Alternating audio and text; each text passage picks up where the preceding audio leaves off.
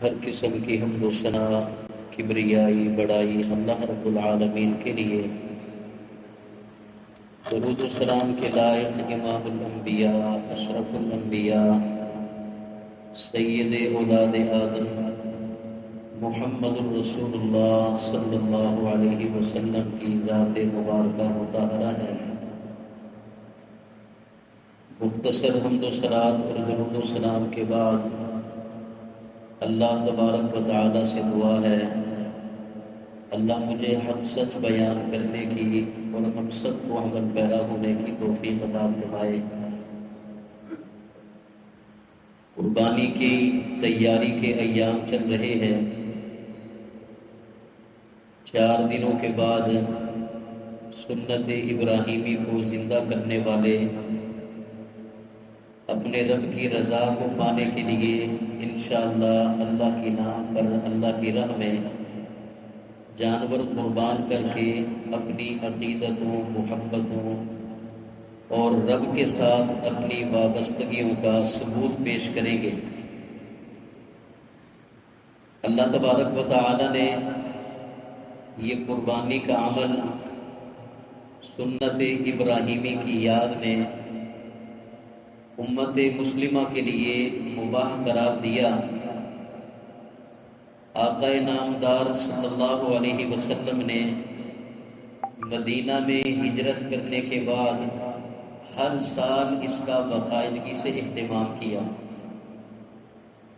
ابن عمر رضی اللہ تعالیٰ عنہ فرماتے ہیں، اقام رسول اللہ صلی اللہ علیہ وسلم بالمدینہ 10 سنین، نبی کریم صلی اللہ علیہ وسلم مدینہ میں 10 سال زندہ رہے۔ یضحی کل سنہ، آپ ہر سال ہی قربانی کیا کرتے تھے۔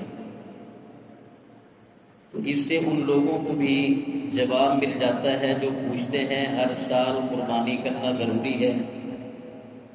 ضروری غیر ضروری کو ایک سائڈ پہ رکھتے ہوئے نبی کریم صلی اللہ علیہ وسلم کے عمل کو دیکھا جائے تو آقا علیہ السلام نے ہر سال اس کا اہتمام کیا، حتیٰ کہ اس حوالے سے اس قدر سخت الفاظ اور تاکیدی الفاظ ارشاد فرمایا من وجد سعتا، جو شخص قربانی کرنے کی طاقت گنجائش پاتا ہے، لِأَن يُضَحِيَ، کہ وہ قربانی کر سکے، فلم یضحی، لیکن وہ قربانی نہیں کرتا، فلا یحضرن مصلانا، تو ایسے بندے کو چاہیے کہ وہ ہماری عیدگاہ کے قریب بھی نہ آئے۔ حالانکہ عیدگاہ میں نبی کریم صلی اللہ علیہ وسلم نے ان خواتین کو بھی آنے کی دعوت دی ہے جنہوں نے نماز نہیں پڑھنی ہوتی۔ فرمایا وہ بھی حاضر ہوں اور مسلمانوں کی دعا میں شامل ہوں، تاکہ جو عمومی اللہ کی طرف سے مغفرت بخشش کا اعلان ہے، اس اعلان سے، اس بخشش سے تمام قسم کی مرد و خواتین مستفید ہو سکیں۔ تو جس عیدگاہ میں نماز میں دعا میں نبی کریم صلی اللہ علیہ وسلم عورتوں کو آنے کا حکم دے رہے ہیں جنہوں نے نماز بھی نہیں پڑھی، کہ وہ مسلمانوں کی دعا کے اندر شریک ہو کر اللہ کی رحمتوں کے حقدار بنے۔ نبی علیہ السلام کے نزدیک وہ بندہ کتنا قابل نفرت ہے جو بندہ گنجائش پاتا ہے، قربانی کر سکتا ہے لیکن قربانی نہیں کرتا۔ فرمایا فلا یحضرن مصلانا، وہ ہماری عیدگاہ کے قریب بھی نہ آئے، عیدگاہ میں حاضر ہی نہ ہو۔ تو اس سے نبی کریم صلی اللہ علیہ وسلم نے قربانی کی اہمیت کو اجاگر کیا کہ اس کا ضرور بالضرور اہتمام کرنا چاہیے۔ اور یہ قربانی اللہ تبارک و تعالی کی جب قربت کا ذریعہ ہے تو پھر ایک مسلمان اس سے کیوں کر پیچھے ہٹ سکتا ہے جبکہ اس کے پاس گنجائش بھی موجود ہے۔ ہاں، یہاں ایک اور مسئلہ جو ہمارے معاشرے کے اندر پیش کیا جاتا ہے، یقیناً اس کا قرآن اور حدیث میں کوئی وجود نہیں ہے۔ کہا جاتا ہے قربانی اس کے لیے ضروری ہے جو صاحب نصاب ہے، جس کے اوپر زکوٰۃ فرض ہے۔ یہ زکوٰۃ کو قربانی کا نصاب سمجھ کر قربانی کرنے کا حکم دینا یہ غیر شرعی عمل ہے، اس کے پیچھے کوئی دلیل موجود نہیں ہے۔ زکوٰۃ کا ایک اپنا نصاب ہے، عشر کا ایک اپنا نصاب ہے، قربانی کا کوئی نصاب مقرر نہیں کیا گیا۔ لا یکلف اللہ نفسا الا وسعها، شریعت کے احکامات اسی قدر ہی انسانوں پر لاگو ہوتے ہیں جس قدر وہ استطاعت طاقت رکھتے ہیں۔ جو بندہ کر سکتا ہے اسے کرنی چاہیے۔ جو بندہ غربت کے اس مقام پر ہے کہ وہ قربانی نہیں کر سکتا، قرض لے کر قربانی کرے، اتارنے کی سکت نہیں ہے اس کے اندر، اس قدر ماڑی حالت میں ہے، فقر کی حالت میں ہے، تو شریعت اسے مجبور نہیں کرتی۔ لا یکلف اللہ نفسا الا وسعها، شریعت کا حکم اتنا ہی لاگو ہوتا ہے جتنی انسان استطاعت اور طاقت رکھتا ہے۔ اگر بر وقت پیسے موجود نہیں ہیں اور یہ امید ہے کہ میں اگر ادھار لے کر قربانی کرتا ہوں بعد میں آسانی سے اس کی ادائیگی کر سکتا ہوں، اس موقع سے بھرپور فائدہ اٹھانا چاہیے۔ قربانی کون سا روزانہ آتی ہے؟ سال کے بعد ایک موقع ملتا ہے، قرض مہینے 2 مہینے میں اتارا جا سکتا ہے۔ اگر تنگی نہیں ہے، پریشانی کا سامنا نہیں کرنا پڑتا، آسانی کے ساتھ ادھار لی ہوئی رقم واپس دے سکتے ہیں، تو ادھار لے کر بھی قربانی کی جا سکتی ہے۔ ہاں، ایک بندہ اتنا مغرور ہے، پہلے سے قرضے نہیں اتارے جا رہے، مزید یہ بوجھ اپنے اوپر وہ سوار کرتا ہے، تو یہ تکلف ہے، یہ محض تکلف ہے، اس سے گریز کرنی چاہیے۔ تو اللہ تبارک و تعالی نے اس قربانی کے عمل کو پسند کیا، اپنے پیارے پیغمبر کو حکم دیا، انا اعطیناک الکوثر فصل لربک وانحر، اے میرے پیغمبر ہم نے آپ کو خیر کثیر عطا کی ہے، بڑی نعمتیں آپ کو دی ہیں، تو آپ کا حق بنتا ہے فصل لربک، اپنے رب کے لیے نمازوں کا اہتمام بھی کریں، وانحر اور قربانی کا بھی اہتمام کریں۔ تو اس لیے نبی کریم صلی اللہ علیہ وسلم اس عمل پر ہر سال اس سنت پر عمل کرتے تھے، اس کو زندہ کیا کرتے تھے، اور یہ تاکید حکم دیا کرتے تھے کہ جس کے پاس گنجائش موجود ہے وہ قربانی ضرور کرے۔ نبی کریم صلی اللہ علیہ وسلم نے قربانی کے جانور کے حوالے سے کچھ شرائط بتلائیں، کچھ خاص عیوب گنوائے کہ ان عیبوں کی موجودگی میں جانور قربان نہیں کرنا چاہیے، ان عیوب سے کم از کم جانور پاک ہونا چاہیے۔ تو ہم ماحول معاشرے میں دیکھتے ہیں لوگ قربانی کا جانور خریدنے سے پہلے ان مسائل کی طرف خصوصی توجہ کرتے ہیں، علماء سے رابطہ کرتے ہیں کہ جانور کیسا ہونا چاہیے، اس کے اندر یہ ہمیں عیب نظر آتا ہے، کیا یہ عیب قبول ہے، یہ اس عیب کی موجودگی میں قربانی رد کر دی جائے گی، آ کر مسائل پوچھتے ہیں۔ نبی کریم صلی اللہ علیہ وسلم نے بھی خاص طور پر 4 عیوب واضح طور پہ گنوائے کہ ان عیوب کی موجودگی میں جانور قربان نہیں کرنا چاہیے۔ فرمایا وہ عیب کہ جانور لنگڑا ہے اور اس کا لنگڑا پن ظاہر ہے، ایسے لنگڑے جانور کو قربانی کے لیے نہیں پیش کرنا چاہیے۔ دوسرے نمبر پہ کانا بھینگا ہے اور اس کا بھینگا پن واضح ہے، فرمایا ایسا جانور قربان نہیں کرنا چاہیے۔ تیسرے نمبر پر ایسا مریض جانور کہ اس کا مرض واضح ہے، نمایاں ہے، ایسا مریض جانور بھی قربانی کے لیے پیش نہیں کرنا چاہیے۔ چوتھے نمبر پہ فرمایا اتنا کمزور اور بوڑھا جانور کہ اس کی ہڈیوں کا گودا خشک ہو چکا ہے، میکھ تک نہیں رہی، اتنا عمر رسیدہ جانور، یہ اتنا نحیف اور کمزور جانور، وہ بھی اللہ کی راہ میں قربان نہیں کرنا چاہیے۔ نبی کریم صلی اللہ علیہ وسلم حکم دیا کرتے تھے باقاعدہ، حضرت علی فرماتے ہیں ہم جب جانور خریدتے دیکھتے آنکھیں جھانک جھانک کر ان کی دیکھا کرتے تھے، کانوں کو خوب اچھی طرح دیکھا کرتے، کہیں ان کے اندر لمبائی کے رخ، گلائی کے رخ، اس کے اندر سوراخ تو نہیں ہے، کان کٹا ہوا تو نہیں ہے، ایسا جانور عیب دار ہے، اور عیب دار جانور کی قربانی کے لیے نبی علیہ السلام نے منع فرمایا۔ تو میں سمجھتا ہوں ہمارے معاشرے کے اندر یہ بات اچھی ہے کہ کہ لوگ قربانی کا جانور بے عیب خریدتے ہیں یا اسے پالتے ہیں تو بڑی ذوق شوق اور اہتمام کے ساتھ کہ خوبصورت جانور اللہ کی راہ میں قربان کیا جائے، موٹا تازہ بہترین جانور قربان کیا جائے، یہ خوش آئند بات ہے، اچھائی کی طرف قدم ہے۔ لیکن محترم بھائیوں، محض جانور جس کو ہم نے قربان کرنا ہے صرف اسی کے عیوب پر نظر نہیں ہونی چاہیے۔ میں خاص طور پر آج کے اس خطبہ میں جس مقصد کو ہائی لائٹ کرنا چاہتا ہوں، جو قبولیت کی بنیاد ہے، ہمیں اس کی طرف بھی رخ کرنا چاہیے۔ جانور بے عیب ہونا یقیناً مفید عمل ہے، قبولیت کی طرف یہ اقدام ہے، شریعت مطہرہ نے اس کو پیش نظر رکھنے کا حکم دیا، لیکن اس سے کہیں زیادہ قربانی کا جانور بے عیب ہونے سے زیادہ قربانی کرنے والے انسان کا قابل اعتراض عیوب سے پاک ہونا ضروری ہے۔ کلی طور پر تو قربانی کرنے والا عیب سے پاک نہیں ہو سکتا، بشر ہونے کے ناطے غلطیاں خطائیں ممکن ہیں، کوئی بھی بشر سوائے محمد کریم صلی اللہ علیہ وسلم کے عیبوں سے پاک نہیں ہے، گناہوں سے مبرہ نہیں ہے۔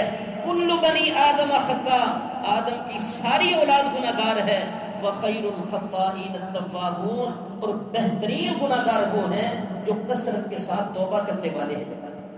بشر ہو اور گناہوں سے مبرہ ہو یہ ممکن نہیں ہے سوائے محمد کریم صلی اللہ علیہ وسلم کے۔ لیغفر لک اللہ ما تقدم من ذنبک وما تأخر، اللہ تعالیٰ نے محمد کریم صلی اللہ علیہ وسلم کی دل کی کیفیت کو عام انسانوں کی طرح نہیں رہنے دیا، شیطان کا حصہ اس میں سے نکال دیا، ایمان سے، حکمت سے، دانش مندی سے آقا علیہ السلام کے قلب اطہر کو رب نے بھر دیا، جس کی وجہ سے آقا علیہ السلام کا سینہ گناہوں کی طرف مائل ہونے سے پاک ہے، گناہوں کی لذت سے پاک ہے، برائی کی طرف بڑھنے سے پاک ہے۔ نبی علیہ السلام رب کی خاص حفاظت کے اندر ہیں، آپ سے اگر غیر اولا کام بھی ہوتا ہے اللہ نے اس کا داغ دھبا بھی آپ کے نام اعمال پر نہیں رہنے دیا، صاف کر دیا ہے۔ نبی علیہ السلام کے علاوہ کوئی بشر ایسا نہیں ہے جو گناہوں کے داغ دھبے سے پاک ہو۔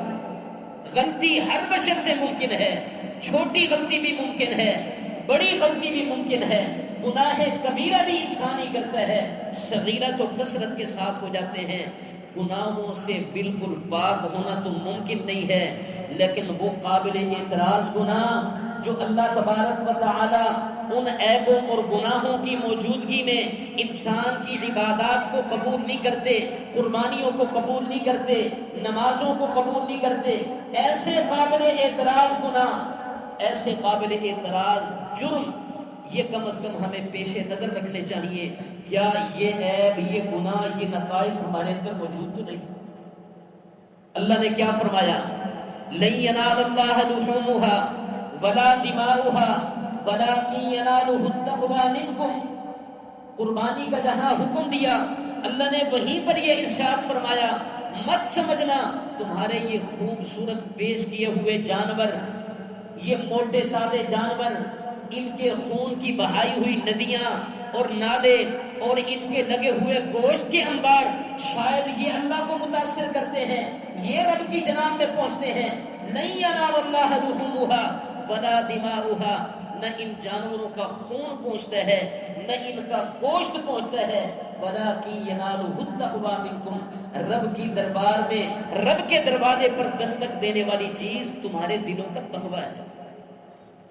یہ آیت وعدے کرتی ہے کہ اللہ کے پاس ہمارے قربانیوں کے جانور نہیں پہنچتے، ان کا خون اور گوشت رب کے پاس نہیں پہنچتا۔ دوسرے لفظوں میں رب کی نظر نہ جانوروں کے بہائے ہوئے خون پر ہوتی ہے کہ کتنا خون بہایا اس بندے نے، نہ جانوروں کے گوشت کے اوپر نظر ہوتی ہے کتنا گوشت اس نے میری راہ میں صدقہ خیرات کیا، غربا مساکین تک پہنچایا۔ وَلَٰكِن يَنَالُهُ التَّقْوَىٰ مِنكُمْ، یہ گوشت تمہارے پاس، یہ خون تمہارے پاس ہی رہ جاتے ہیں، رب کی دربار میں مار کرنے والی چیز، پہنچنے والی چیز تمہارے دلوں کا تقویٰ ہے۔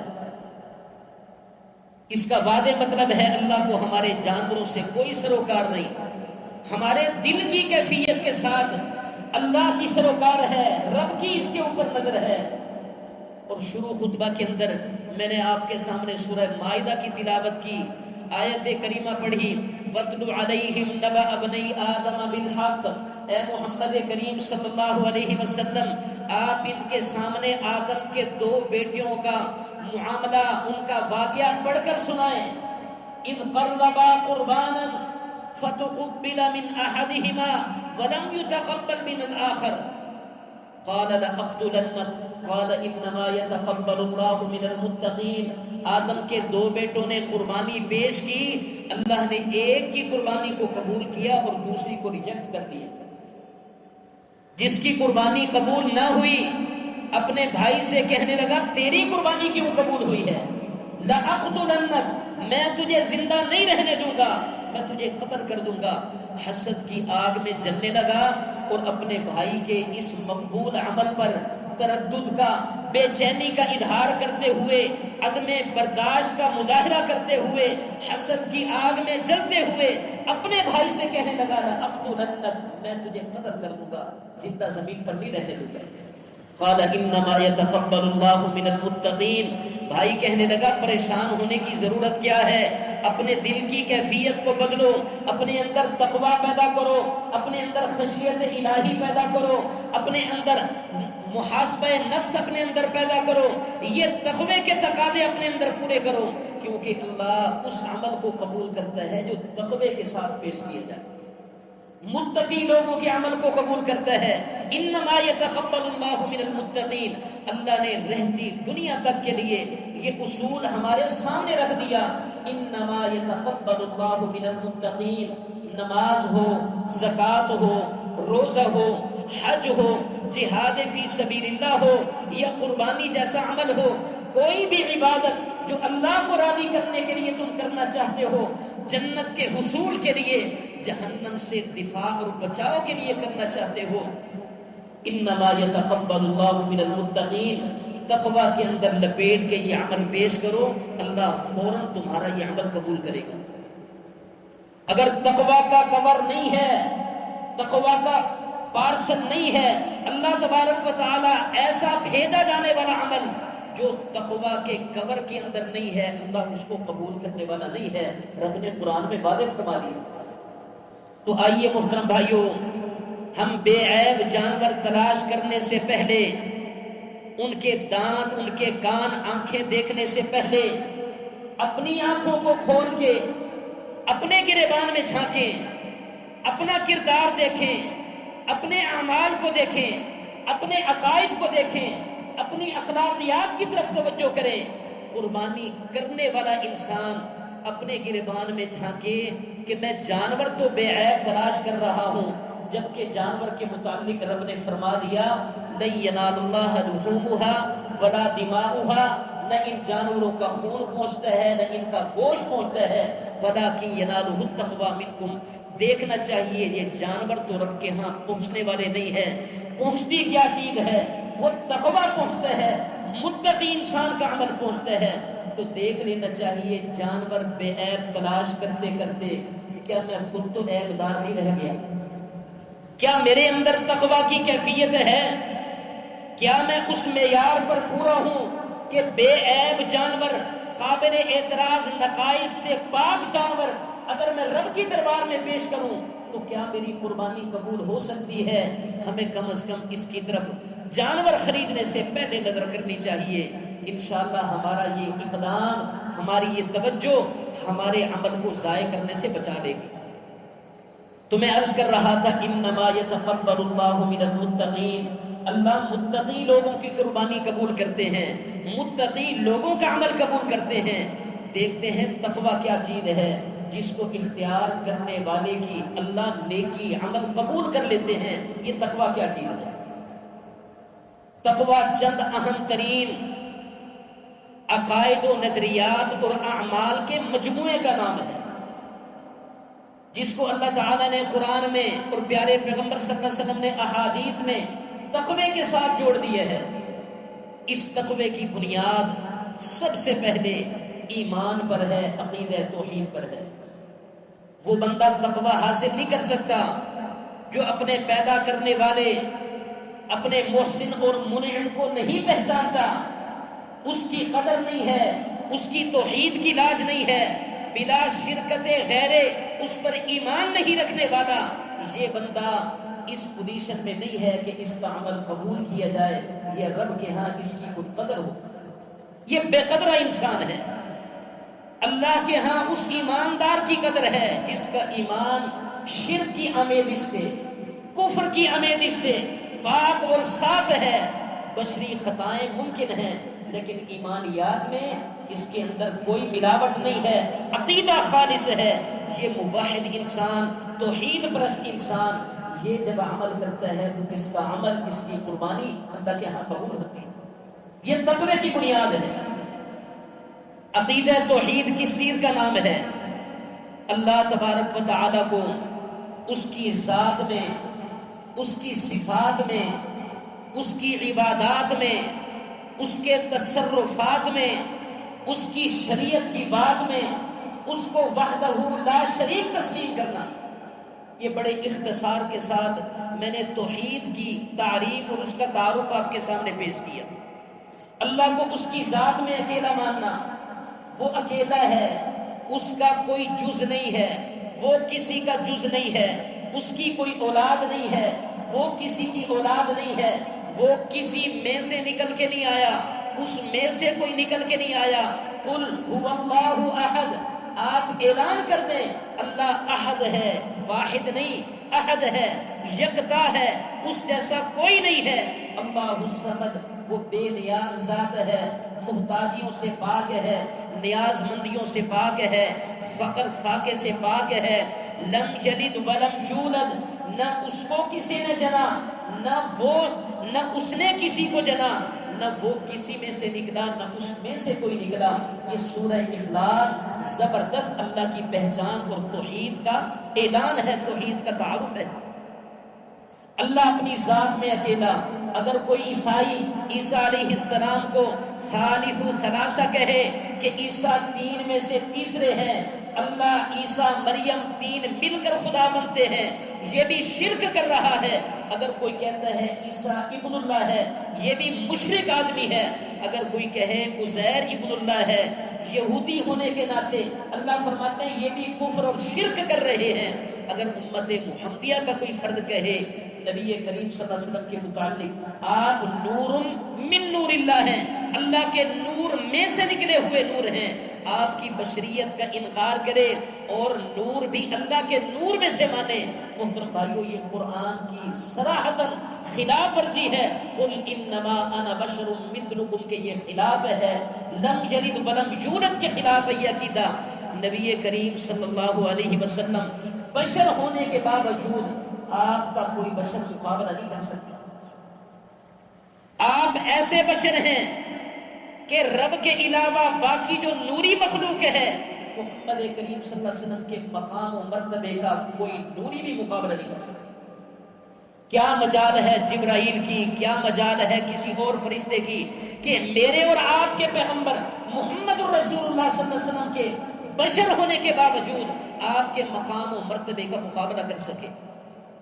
اللہ نے ہمارے پیارے پیغمبر صلی اللہ علیہ وسلم کو اس مقام پر بٹھایا ہے کہ آپ سے اونچا اگر کوئی ہے تو خود آپ کو پیدا کرنے والا اللہ ہے۔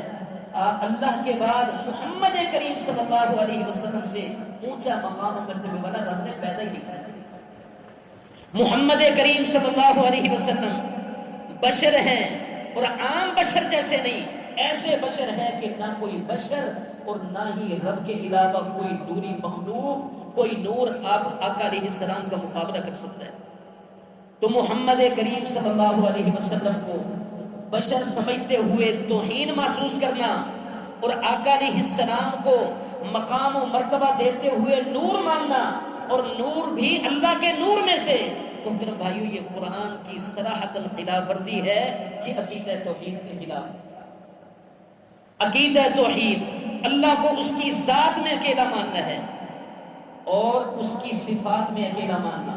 رب کی جتنی خوبیاں ہیں، اللہ رزاق ہے، اللہ سمیع ہے، اللہ بصیر ہے، اللہ غیب دان ہے، اللہ حاجت روا ہے، مشکل کشا ہے، بنائی بگاڑنے والا، بگڑی بنانے والا، خشک کو ہرا کرنے والا، ہرے کو خشک کرنے والا، زندہ کو مارنے والا، مرے ہوئے کو زندہ کرنے والا، جتنے بھی اوصاف اللہ کے ہیں وہ سارے اوصاف کے اندر وحدہ لا شریک ہے، نہ اس جیسا کوئی دیکھتا ہے، نہ اس جیسا کوئی سنتا ہے، نہ کوئی مشکل کشا ہے، نہ کوئی حاجت روا ہے، نہ کوئی عزتوں ذلتوں کا اختیار رکھتا ہے، نہ کوئی رزق روزی کا کنٹرولر ہے، نہ کوئی اسے تقسیم کرنے والا ہے۔ داتا بھی اللہ، دستگیر بھی اللہ، گنج بخش بھی اللہ، اور فیض بھی اسی کا چلتا ہے، رزاق بھی وہی ہے، مشکل کشا بھی وہی ہے، حاجت روا بھی وہی ہے، کرے ہوئے کو ڈبونے والا، ڈوبے ہوئے کو تارنے والا وہ بھی وہی اللہ ہے۔ کوئی اختیار نہیں رکھتا۔ اگر رب کے علاوہ کسی کے پاس اختیار ہوتا تو محمد کریم صلی اللہ علیہ وسلم سے بڑھ کر اس لائق کوئی ہستی نہیں تھی۔ اللہ نے محمد کریم صلی اللہ علیہ وسلم سے اعلان کروایا، قل لا املک لنفسی نفعا ولا ضرا الا ما شاء اللہ۔ اے محمد صلی اللہ علیہ وسلم آپ اعلان کر دیں، میں اپنی ذات کے لیے بھی کسی معمولی نفع کا یا نقصان کا بھی اختیار نہیں رکھتا۔ میرا نفع نقصان بھی اللہ کے اختیار میں ہے۔ وہی فائدہ پہنچے گا جو رب چاہے گا، وہی نقصان پہنچے گا جو رب چاہے گا۔ وَلَوْ كُنْتُ أَعْلَمُ الْغَيْبِ لَاسْتَكْثَرْتُ مِنَ الْخَيْرِ، نہ ہی میں غیب دان ہوں، اگر میں غیب جانتا ہوتا تو میں ساری بھلائیاں، نفع، خیر میں جمع کر لیتا۔ ما مسنی السوء، مجھے کبھی نقصان نہ پہنچتا، نہ بدر میں پہنچتا، نہ احد میں پہنچتا، نہ طائف میں پہنچتا، نہ خیبر کے موقع پر اس یہودن کا زہر آلود گوشت کھانے کی صورت میں پہنچتا۔ اگر میں غیب دان ہوتا، صحابہ کرام دھوکے کی وجہ سے کوئی لوگ لے جا کر شہید نہ کرتے، آقا علیہ السلام کو نقصان نہ پہنچاتے۔ ما مسنی السوء، میں غیب دان ہوتا تو مجھے نقصان نہ پہنچتا۔ دندان شہید ہوئے، احد میں تکلیف پہنچی، طائف کے اندر پتھر کھائے، یہودن عورت کا زہر آلود گوشت، بکری کا گوشت دیا ہوا وہ کھایا، نقصان پہنچا، صحابی شہید ہوا۔ نبی علیہ السلام بھی اپنی وفات کے ٹائم فرما رہے ہیں، وہ جو زہر آلود گوشت اس نے کھلایا تھا آج میری گردن کو وہ کاٹ رہا ہے، اس زہر کا اثر نہ ہوتا، ما مسنی السوء، مجھے کبھی تکلیف نہ پہنچتی۔ تو اگر رب والے اوصاف کسی کے اندر ہوتے تو اس کے لائق محمد کریم صلی اللہ علیہ وسلم تھے۔ جب محمد کریم صلی اللہ علیہ وسلم کے اندر وہ اوصاف نہیں ہیں تو اور کون ایسی بزرگ ہستی ہے، اور کون ایسا پہنچا ہوا ہے، اور کون ایسا ولی ہے جس کے اندر رب کے اوصاف آ جائیں، وہ داتا، دستگیر، گنج بخش بن جائے، وہ جناب مشکل کشا، حاجت روا بن جائے۔ اور کون ہستی ایسی ہے جو محمد کریم صلی اللہ علیہ وسلم سے بڑھ کے؟ اللہ اپنے اوصاف کے اندر اکیلا، اللہ اپنی عبادات میں اکیلا۔ جو جو کام رب کو راضی کرنے کے لیے کیے جاتے ہیں، جو قول پیش کیا جاتا ہے، جو عمل پیش کیا جاتا ہے اللہ کو راضی کرنے کے لیے، وہ عبادت ہے۔ یہ عبادت رب کے علاوہ کسی کے لیے لائق نہیں ہے۔ اللہ عبادات میں بھی وحدہ لا شریک ہے۔ قیام رب کے لیے، رکوع رب کے لیے، سجدہ رب کے لیے، طواف رب کے لیے، نظر نیاز منت منوتی رب کے لیے، جانور کا ذبح کرنا رب کے لیے، قسم رب کے لیے۔ یہ تمام کام جو اللہ کی عبادت کے طور پر کیے جاتے ہیں، کسی کے لیے بھی کرنا یہ اللہ کی عبادت میں شرک ہے۔ اور ایسا ایمان کا دعوے دار جو یہ کام کرے اس کا ایمان سلامتی سے خالی ہے، شرک کی آمیزش کے اندر ہے اس کا ایمان۔ چوتھے نمبر پہ تصرفات کے اندر رب کو اکیلا ماننا۔ یہ رب کا کنٹرول ہے، زمین پر بھی، آسمان پر بھی، چاند، سورج، ستارے اسی کے اشارے سے چلتے ہیں، بارشیں اسی کے حکم سے برستی ہیں، ندی نالے اسی کے حکم سے چلتے ہیں، کائنات کا نظام اسی کے حکم سے چل رہا ہے۔ کسی کا کوئی تصور نہیں، تصرف نہیں، کسی کا کوئی اختیار نہیں، کنٹرول نہیں۔ نہ پانی پر کسی کا، کسی خضر کا کنٹرول ہے، نہ کسی شاہ شمس کا سورج پر کنٹرول ہے، نہ چاند کسی کے قبضے اور کنٹرول میں ہے، نہ لیل و نہار کسی کے قبضے کنٹرول میں ہے. سائنس جتنی مرضی ترقی کر جائے، انسان ولایت کی جتنے مدارج اور جتنے جناب مقامات طے کرتا چلا جائے، کسی کے اختیار میں کسی عمل کی بنیاد پہ یہ تصرفات نہیں آ سکتے. اللہ کنٹرولر ہے، رب کے اختیار میں ہے زمین و آسمان کا نظام. اللہ کو اس معاملے میں بھی وحدہ لا شریک ماننا، اور شریعت کی بات میں بھی اللہ کو وحدہ لا شریک ماننا. نیکی کیا ہے؟ جو رب نے کہا وہ نیکی ہے. گناہ کیا ہے؟ جس کو رب نے گناہ کہا وہ گناہ ہے.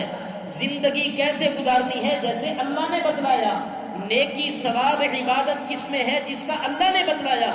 محمد کریم صلی اللہ علیہ وسلم کو بھی اجازت نہیں ہے کہ وہ اپنی مرضی سے کسی چیز کو شریعت بنا دے، کسی چیز کو حلال کر دے، حرام کر دے.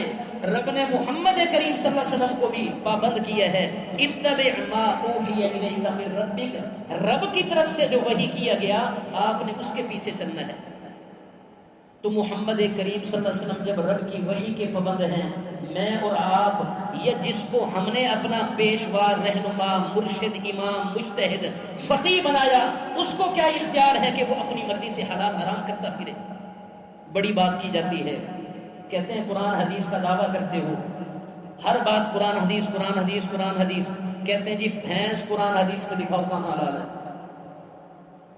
اچھا جی قرآن حدیث میں حلال نہیں تو آپ پھر کیوں استعمال کرتے ہیں؟ کہتے ہیں جی یہ تو امام صاحب کا درہ امتیاز ہے کہ انہوں نے بھینس کو حلال کہا. چلو آپ کی بات بڑی کرتے ہیں، امام صاحب کو کس نے اختیار دیا کہ رب نے جس کو حلال نہیں کیا اس کو حلال کر کے دکھائے؟ تو بھائی اگر قرآن حدیث میں کوئی جانور حلال نہیں ہے، اس کی بیس بنیاد قرآن حدیث میں نہیں ہے، اور کسی اور کے کہنے پہ اسے حلال سمجھا جا رہا ہے، واللہ جس کے کہنے پر سمجھا جا رہا ہے اس کو اپنا رب بنایا جا رہا ہے. اور اگر اس کو اپنا رب مان لیا ہے، بنا رہا ہے، اس کے حلال کو حلال، حرام کو حرام سمجھ رہا ہے، اللہ کی قسم عقیدہ توحید سے یہ بندہ خارج ہے. یہ کس نے اجازت دی کہ فلاں کے کہنے پر تم حلال سمجھ لو؟ شریعت نے ہر حلال جانور کا نام نہیں لیا، اصول بتلا دیا. جو کچلی والے، دانت رکھنے والے ہیں، چیر پھاڑ کرنے والے جانور ہیں، شریعت نے ان کو حرام کیا ہے. جو چمٹے دانتوں والے ہیں، شریعت نے ان کو حلال قرار دیا. گدھا بھی ان میں شامل تھا، گدھے کا اسپیشل نام لے کر فرما دیا یہ حرام ہے. کسی وقت تک اس کی اجازت تھی، جب اس اجازت کو ختم کیا اللہ نے بتلا دیا حرام ہے. غزوہ خیبر کے موقع پہ نبی کریم صلی اللہ علیہ وسلم نے اعلان کر دیا، صحابہ نے پکی ہوئی ہنڈیاں انڈیل دی کہ رب کی طرف سے حرام کا حکم آ گیا. یہ شریعت نے اصول بتلایا. پرندوں کے اندر جو پرندے اپنے پنجوں میں شکار پکڑ کے نوچ کے کھاتے ہیں وہ حرام ہے. باقی جو چونچ سے کھاتے ہیں، نوچنے والا عمل نہیں ہے، وہ پرندے حلال ہیں. ایک ایک چیز کا نام تو نہیں لیا، اصول بیان کر دیا. تو بھینس بھی اصول کے تحت حلال جانور میں شامل ہے. گوشت کھایا جا سکتا ہے، دودھ پیا جا سکتا ہے، بالکل ٹھیک ہے. یہ کہنا کہ قرآن حدیث میں نہیں ہے، فلاں نے حلال کیا، تو فلاں کو کس نے اختیار دیا؟ تو میں عرض کر رہا تھا شریعت کی بات میں بھی اللہ وحدہ لا شریک ہے. پیغمبر کو بھی اجازت نہیں ہے کہ پیغمبر اپنی مرضی سے کسی کو حلال یا حرام کر سکے. تو اللہ تبارک و تعالیٰ کو ان تمام چیزوں کے اندر وحدہ لا شریک سمجھنا یہ ایمان کی سلامتی کے لیے ضروری ہے. اور قربانی کرنے والا سب سے پہلے اس عیب سے پاک ہو کہ اس کا ایمان سلامتی والا ہو، اس کی توحید سلامتی والی ہو، اس کے اندر شرک کی آمیزش نہیں ہونی چاہیے. دوسرے نمبر پر قربانی کرنے والا اخلاص کی خوبی سے متصف ہونا چاہیے، غیر مخلص نہیں ہونا چاہیے. غیر مخلص یہ ہونا عیب ہے، اس عیب سے قربانی کرنے والے انسان کو پاک ہونا چاہیے. اخلاص کیا ہے کہ آپ جو عمل کر رہے ہیں اس میں نہ کسی اور کو خوش کرنا مقصود ہو، نہ کوئی دوسرا تیسرا مقصد ہو. مقصد اس عمل کے پیچھے صرف ایک ہی ہو کہ میرے رب کا حکم ہے، میں اپنے رب کے حکم پر لبیک کہتے ہوئے اس کو خوش کرنے کے لیے یہ عمل کر رہا ہوں. اگر کوئی دوسرا تیسرا مقصد اس کے اندر کار فرما ہے تو یہ عمل اخلاص سے خالی ہے. روزہ رکھا ہے، مقصد اللہ کی بندگی عبادت ہے. جسمانی فٹنس، بیماریوں سے دفاع، بچاؤ، یہ اس عبادت کے اندر فائدہ موجود ہے. اگر ان فوائد کے پیش نظر روزہ رکھیں گے تو پھر روزے کی حیثیت نہیں رہ جاتی. رب کی رضا مقصود ہونی چاہیے. قربانی کا عمل اس کے پیچھے یہ جذبہ موجود ہو کہ میرے رب کا حکم ہے، رب کے حکم پر اس کو راضی کرنے کے لیے عمل کر رہا ہوں. باقی فائدے دوسری ثانوی حیثیت رکھتے ہیں. سب سے پہلے یہ عمل ہونا چاہیے. اخلاص کے بغیر جو عمل پیش کیا جائے، چاہے وہ جتنا مشقت والا عمل ہو، جتنا خطیر رقم خرچ کر کے وہ عمل کیا جائے، اس عمل کی کوئی حیثیت نہیں. اخلاص ہونا چاہیے. حتیٰ کہ جہاد جیسا عظیم عمل بھی کیا، جس میدان میں اترنے والا مجاہد اگر اپنی جان کا نذرانہ پیش کرتا ہے، خون اس کا بہتا ہے، اس کے خون کا قطرہ زمین پر بعد میں گرتا ہے، اللہ اس کے گناہ کو پہلے معاف کر دیتے ہیں اور جنت اس کا ٹھکانہ اس کو دکھا دیتے ہیں. اتنا عظیم عمل کرنے والا بھی اگر اخلاص سے خالی ہے، نمود و نمائش مقصود ہے، بہادری کی جناب داستان رقم کرنا چاہتا ہے، اپنے بازو کی قوت دکھانا چاہتا ہے، لوگوں سے داد وصول کرنا چاہتا ہے، تو جہاد جیسا عمل جس کو اسلام کی کوہان قرار دیا، اس عمل کے نتیجے میں یہ بندہ اللہ کو راضی نہیں کر سکتا، جنت نہیں جا سکتا. اخلاص ہونا چاہیے. اور آج ہماری قربانیاں الا ماشاء اللہ، سوائے چند اللہ کے خاص بندوں کے، باقی عمومی طور پہ قربانیوں کا یہ عمل یہ دکھلاوے اور ریاکاری کی نظر ہے. جانوروں کی نمائش کی جا رہی ہے، رقم بتلائی جا رہی ہے، لوگوں کو دکھلایا جا رہا ہے، سوشل میڈیا کے سپرد کیا جا رہا ہے. یہ سارے معاملات ریاکاری اور نمود و نمائش کی علامت ہیں. کیا ضرورت ہے جانور کو گلیاں پھرانے کی، بازار گھمانے کی، لوگوں کو دکھانے کی، ویڈیوز اپلوڈ کرنے کی؟ جناب یہ سارے معاملات لوگوں کو دکھانے کی کیا ضرورت ہے؟ کیا رب نے ہم سے کوئی تصویری کوئی ویڈیو ثبوت مانگا ہے کہ اگر مجھ سے اجر لینا ہے تو مجھے کوئی تصویریں دکھانا، ویڈیو دکھانا، تب تمہیں اس کا اجر ملے گا؟ اللہ کی ایک ایک چیز پر نظر ہے. اور میں نے پہلے بتلایا رب نے نہ گوشت دیکھنا ہے نہ خون دیکھنے ہیں، وَلَٰكِن يَنَالُهُ التَّقْوَىٰ مِنكُمْ، اللہ کے پاس تقویٰ پہنچتا ہے. یہ اخلاص والا عمل اللہ کی قسم جو بندہ پیش کرتا ہے، چاہے معمولی عمل کیوں نہ ہو، اخلاص کے ساتھ کیا جانے والا عمل اللہ کے ہاں قبول بھی ہے اور ہماری مشکلات کی نجات کا ذریعہ بھی ہے، ہماری دعاؤں کی قبولیت کا ذریعہ بھی ہے. ایک بڑا زبردست واقعہ اس حوالے سے مجھے یاد آیا. امام محمد بن منکدر مشہور کبیر تابعی ہیں، کبار تابعین میں سے ہیں. یہ ایک رات مسجد کے اندر محو عبادت تھے کہ اسی دوران ایک بندہ مسجد کے اندر آیا اور آ کر دعا کرنے لگا، یا اللہ مدینہ کے سارے لوگ تجھ سے دعا کر چکے ہیں کہ قحط سالی دور کر دے، بارش برسا دے رحمت والی. یا اللہ ابھی تک ہمارا یہ مسئلہ حل نہیں ہوا. رب سے ان لفظوں سے دعا کرنے لگا، اے اللہ میں تجھے تیری عزت و جلال کی قسم دیتا ہوں، یا اللہ تو بارش برسا، یا اللہ تو بارش برسا. 3 دفعہ اس نے کہا رب کو اس کی عزت و جلال کی قسم دے کر. امام محمد فرماتے ہیں کیا دیکھتا ہوں، وہ آسمان جو بادلوں سے بالکل صاف تھا، بادل نمودار ہوئے، ایسے ہی تھوڑی ہی دیر میں چھم چھم بارش برسنے لگی. میں حیران و ششدر، کیسا یہ اللہ کا ولی ہے. فرماتے ہیں اس کے بعد یہ بندہ رونا شروع ہو گیا، یا اللہ میں گناہگار بندہ، میں ماڑا عاجز سا بندہ، میری دعا تم نے قبول کر کے رکی ہوئی بارش برسانا شروع کر دی.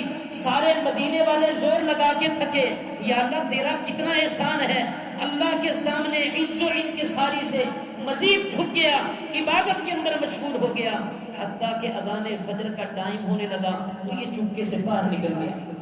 امام محمد فرماتے ہیں میری حیرانگی میں مزید اضافہ ہوا کہ بندہ تو بڑا نیک ہے، دعا بھی اس کی قبول ہوئی، لیکن نماز فجر کا ٹائم ہے تو یہ بندہ مسجد سے نکل گیا.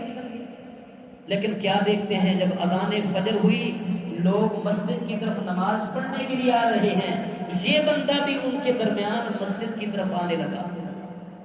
دیکھ کر بڑے حیران ہوئے اور سمجھ گئے کہ یہ بندہ نمود و نمائش سے بچانا چاہتا ہے اپنے آپ کو.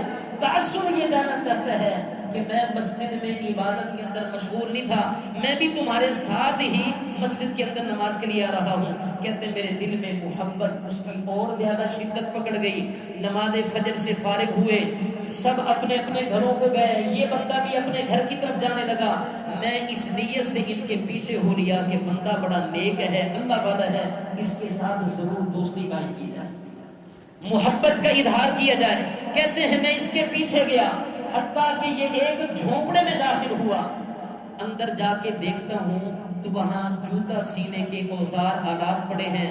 ماحول کو دیکھ کے اندازہ ہوا کہ یہ بندہ تو موچی لگتا ہے، لیکن حیران و ششدر کے مستجاب الدعوات، اتنا نیک ہے، اللہ نے اس کی دعا قبول کر لی۔ بندہ دیکھ کر کہتا ہے جی ہاں مولانا صاحب کیا کرنے گیا ہے؟ جوتا سلوانا ہے؟ کہنا نہیں جوتا نہیں سلوانا، میں اس بات کا اظہار کرنے کے لیے آیا ہوں کہ مجھے اللہ کے لیے آپ سے محبت ہے۔ کہنے لگے میرے ساتھ محبت کی کیا وجہ ہے؟ میں پیشے کے اعتبار سے غریب ماڑا آدمی، لوگ مجھے حقارت کی نظر سے دیکھتے ہیں، تو میرے پیچھے محبت کا اظہار کرنے کے لیے آیا۔ امام محمد بن منقدر فرماتے ہیں میں نے وہ سارا ماجرا بیان کیا جو رات میں نے دیکھا تھا۔ یہ بات سن کر خوش ہونے کی بجائے الٹا رنجیدہ ہوئے اور غصے کا اظہار کیا کہ تو نے میرا یہ عمل دیکھ کر اس کا اظہار نمود و نمائش کیوں کر رہا ہے؟ پھر یہ خطرہ لاحق ہوا کہ یہ بات اب پورے مدینہ کے اندر پھیلے گی، لوگوں کے سامنے میرا یہ عمل جائے گا، میری شہرت ہو جائے گی، میرے دل میں ریاکاری پیدا ہوگی، میرا یہ عمل کہیں ضائع نہ ہو جائے۔ امام محمد سے ناگواری کا اظہار کیا، خاص دلچسپی نہ لی۔ امام محمد بن منقدر واپس آ گئے۔ اگلے دن پھر ملاقات کے لیے جب گئے تو وہاں جا کر کیا دیکھتے ہیں، وہاں جھونپڑا موجود ہی نہیں، ساتھ ہی اپنے گھر کے باہر ایک بڑھیا کھڑی، وہ دیکھ کر آئی اور کہنے لگی کہ اللہ کے بندے تو نے اس بندے کو کیا بات کہی؟ یہ کل سے اتنا پریشان تھا، بالآخر یہاں سے اپنا بوریا بستر گول کر گیا۔ تو امام محمد بن منقدر سمجھ گئے کہ اس کا یہی وہ عمل ہے کہ یہ رعاکاری سے اپنے آپ کو بچاتے ہوئے اللہ کے لیے جو عمل کرنے والا تھا، اسی وجہ سے رب کے ہاں اس کا اتنا مقام تھا کہ اس اکیلے نے دعا کی، جو پورے مدینے والوں کی دعا سے مسئلہ حل نہیں ہوا، اس کی اکیلی دعا سے مسئلہ حل ہو گیا۔ اللہ کے اخلاص کو اتنی برکت دیتے ہیں۔ وہ غار کے اندر پھنسے ہوئے 3 بندے، کئی دفعہ واقعہ آپ نے سنا ہوگا، ان کا وہ عمل جو پیش کر کے اللہ کے ہاں دعا کی تھی اور اللہ نے مشکل دور کر دی، اس کے پیچھے بھی یہی اخلاص موجود ہے۔ اللہ کے لیے خالص کیا جانے والا عمل، رب نے اس کو شرف قبولیت سے نوازا، دعا قبول کی اور مشکلات آسان کر دی۔ محترم بھائیو، ہمارے پاس بھی تو ایسا عمل ہونا چاہیے، اور ہمارا ایمان کم از کم اس موچی جتنا تو ہونا چاہیے کہ ہمارے عمل کے نتیجے میں رب ہم سے اتنا راضی ہو کہ اس سے دعا کریں تو وہ ہماری فریاد قبول کرے، دعا رد نہ کرے، مشکلات آسان کر دے۔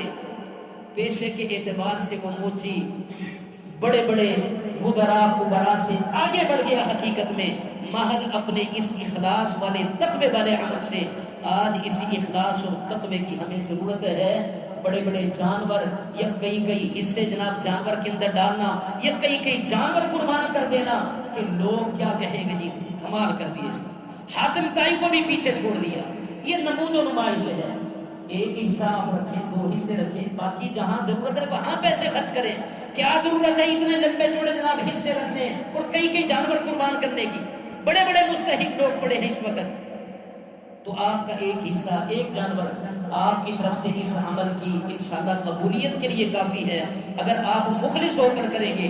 باقی یہاں داستان رقم کرنے کے لیے، سخاوت کے میدان میں اپنا نام پیدا کرنے کی قطعی طور پر کوئی ضرورت نہیں، نہ ہی اس کا کوئی فائدہ ہے۔ یہ سارا عمل یہی دنیا کے اندر رہ جانا ہے۔ تیسرے نمبر پہ قربانی کرنے والے کو کیا کرنا چاہیے، کس عیب سے پاک ہونا چاہیے کہ وہ مال حرام سے محفوظ ہو، رزق حلال کمانے والا ہو۔ حرام کمائی سے خریدا گیا جانور اور اس کی قربانی اللہ کے ہاں قبول نہیں ہے۔ نہ قربانی قبول ہے، نہ حرام کھانے والے کی نماز قبول ہے، نہ کوئی عبادت قبول ہے۔ حتیٰ کہ حج کے لیے بھی جاتا ہے، تو اللہ فرماتے ہیں تیری دعا کیسی قبول، عبادت کیسی قبول، کھانا تیرا حرام کا، پینا حرام کا، پہننا حرام کا، انا یستجاب لک، کیسے قبول کیا جائے تیرا عمل؟ تو عمل کی قبولیت کے لیے رزق حلال ضروری ہے. رشوت کا، سود کا، کاروبار میں دھوکے کا مال لیا ہوا، اس سے چاہے آپ جتنا خوبصورت جانور خرید لیں، انما یتقبل اللہ من المتقین، اللہ تقوی والے کا عمل قبول کرتے ہیں. چوتھے نمبر پہ قربانی کرنے والے کو چاہیے کہ وہ سنت سے اعراض کرنے والا نہ ہو، سنت کے مطابق جانور قربان کرے. مسنون طریقے سے قربانی کیا ہے؟ جیسا کہ میں نے بتلایا، جو عیوب نبی علیہ السلام نے بتلائے یہ نہیں ہونے چاہیے. سنت یہ ہے کہ ان عیوب سے پاک ہو. سنت طریقہ یہ ہے کہ بسم اللہ اللہ اکبر پڑھ کے اسے ذبح کیا جائے. سنت یہ ہے لا تذبحوا الا مسنہ، دندے جانور کے علاوہ جانور قربان نہ کیا جائے. الا ان یعصر علیکم، ہاں اگر تنگی ہو جائے، فتذبحوا جزعۃ من الزان، پھر بھیڑ کا کھیرا تقریباً 1 سال کا اس کا لگ سکتا ہے جب مجبوری ہو، دندہ نہ مل رہا ہو. تو یہ سنت عمل ہے. اسی طرح یہ بھی سنت عمل ہے کہ جو 4 مشہور جانور ہیں انہی میں سے قربانی کی جائے. ابل، بقر، غنم اور زان. اونٹ اپنی تمام اقسام سمیت، گائے، بھیڑ اور بکری، یہ 4 قسم کے جانور ہیں. بھینس کی قربانی اولین حیثیت میں نہیں کرنی چاہیے، وقت کی قلت ہے اس لیے مختصر کہہ رہا ہوں. بقرہ گائے ہے اور بھینس کو جاموس کہا جاتا ہے، یہ الگ چیز ہے. اگرچہ امام مالک نے اس کو بقرہ کی ایک نوع میں شامل کیا ہے، تو اول حیثیت بقرہ کو، گائے کو دینی چاہیے. اونٹ، گائے، بھیڑ، بکری، اگر ان میں سے کوئی نہیں مل سکتا تو ثانوی حیثیت میں امام مالک کی بات سامنے رکھتے ہوئے، وہ صاحب ادب ہیں، عربی دان ہیں، انہوں نے بتلایا کہ الجاموس نوع من البقر، یہ بھینس بھی گائے کی اقسام میں شامل ہے. اگرچہ کئی محدثین نے اس پر اعتراض بھی کیا کہ گائے کی الگ صفات ہیں، بھینس کی الگ صفات ہیں، لیکن میں وہ عرض کر رہا ہوں کہ اضطراری کیفیت میں جب ان میں سے ہمیں نہیں مل رہا اور بھینس مل رہی ہے، کٹا مل رہا ہے، تو دندہ ہونے کی صورت میں ثانوی حیثیت اس کو دی جائے، ترجیحات کے اندر اس کو شامل نہ کیا جائے. تو سنت کے مطابق انشاءاللہ جو عمل ہوگا اللہ تعالیٰ کے ہاں وہ بھی قبولیت کا درجہ رکھتا ہے. 5ویں نمبر پر قربانی کرنے والے کے اندر کون سی خوبی ہونی چاہیے اور کس عیب سے پاک ہونا چاہیے؟ محترم بھائیو، وہ تارک نماز نہ ہو. نماز کا تارک، نماز چھوڑنے والا، روزانہ کی بنیاد پہ یا کبھی کبھار یہ نماز ترک کرنے والا اپنی نیکیوں کو، اعمال کو ضائع کرنے والا ہے. نماز پنجگانہ کا پابند آدمی وہ قربانی کرے گا تو قبول ہوگی، روزہ رکھے گا تو قبول ہوگا. نماز کے اندر اگر نقص ہے، کمی ہے، خامی ہے، فویل للمصلین، ایسے نمازیوں کے لیے تباہی، بربادی ہے. ان کی زکاتیں، خیراتیں، ان کے حج اور قربانیاں نجات کا ذریعہ نہیں بن سکتی جو بندہ نماز کا پابند نہیں ہے. نبی کریم صلی اللہ علیہ وسلم کا یہ فرمان سامنے رکھیں، آپ حیران ہو جائیں گے. آقا علیہ السلام نے فرمایا من ترک صلاۃ العصر، جس نے عصر کی نماز کو چھوڑ دیا، فقد حبط عملہ، او کما قال علیہ السلام، فرمایا اس کے سارے عمل برباد ہو. جس طرح شرک کے متعلق اللہ نے فرمایا لئن اشرکت لیحبطن عملک، اگر تم نے شرک کیا تو تیرے سارے عمل ضائع. ایسے ہی نماز چھوڑنے سے سارے عمل ضائع ہو جاتے ہیں. اور نبی علیہ السلام نے فرمایا پہلا سوال قیامت کے دن نماز کے متعلق ہوگا. نماز درست تو باقی نیکیاں قبول ہوگی، نماز درست نہیں تو کوئی نیکی اللہ کے ہاں قبول نہیں ہے. تو محترم بھائیوں، جو عید کے عید مسجد میں آئیں، جو عید کے عید نماز پڑھیں یا جمعے کے جمعے نماز پڑھیں اور قربانیوں میں آگے آگے ہوں، لاکھوں کے جانور قربان کر دیں، تو ذرا قدم بڑھانے سے پہلے سوچ لینا چاہیے کہ اللہ قربانی کا حکم ہمیں کیوں دے رہے ہیں؟ ہمیں اپنا مطیع بنانا چاہتے ہیں. قربانی کرنے کے لیے تو تیار لیکن اطاعت کے لیے تیار نہیں. تو یہ سواریہ نشان علماء فکریہ ہے. اللہ تعالیٰ عمل کرنے کی توفیق عطا فرمائے. وما توفیق الا باللہ، علیہ توکلت الیہ.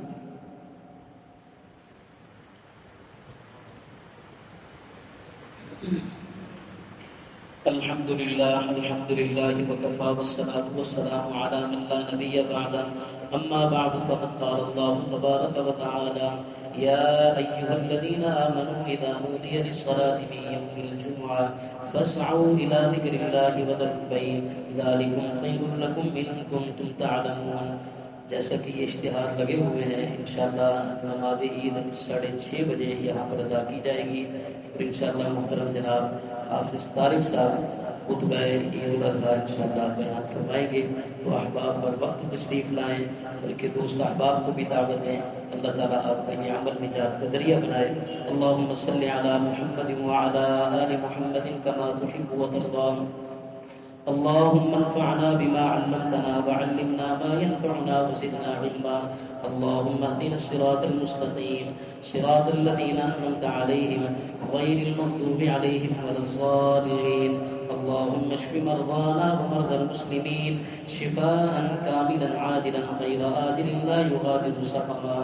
رب ارحمهما كما ربياني صغيرا. ربنا هب لنا من أزواجنا وذرياتنا قرة أعين واجعلنا للمتقين إماما. سبحان ربك رب العزة عما يصفون وسلام على المرسلين والحمد لله رب العالمين.